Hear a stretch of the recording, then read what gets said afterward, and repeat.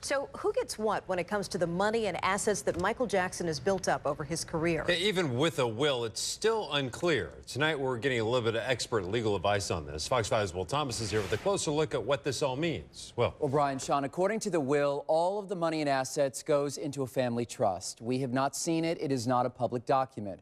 But we do have the will right here, 5 pages, and it's crystal clear Michael doesn't directly leave a dime to any of his heirs, not even those kids.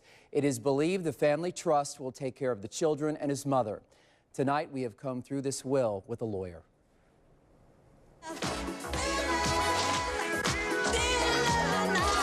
A supreme surprise from the legendary Michael Jackson. Diana Ross named as a backup guardian for the children.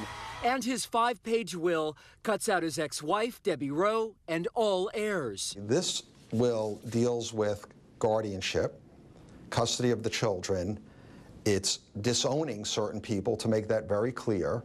And then it says everything else I'm putting into the trust. Vienna-based attorney Jason Smolen is a wills, business, and estate expert on Debbie Rowe, the birth mother of 2 of the 3 children.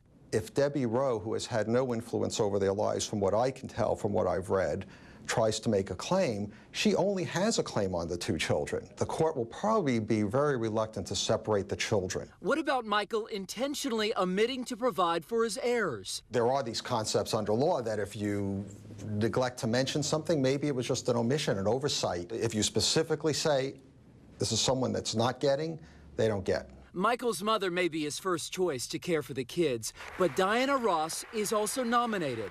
Well, I hope he really knows her well and he asked her if she would ever take care of the kids, because otherwise what you're going to have is a continuation of a custody battle. Be careful what you do.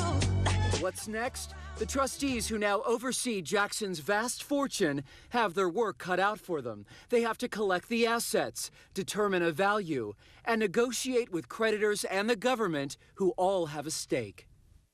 Without a doubt, the Jackson Family Trust will produce revenue. The trustees may determine it's best not to liquidate everything, especially if an income can be produced that'll satisfy those many creditors. Keep in mind, Elvis's Graceland brings in $35 million a year, and he died 32 years ago. Brian, Sean, back to you.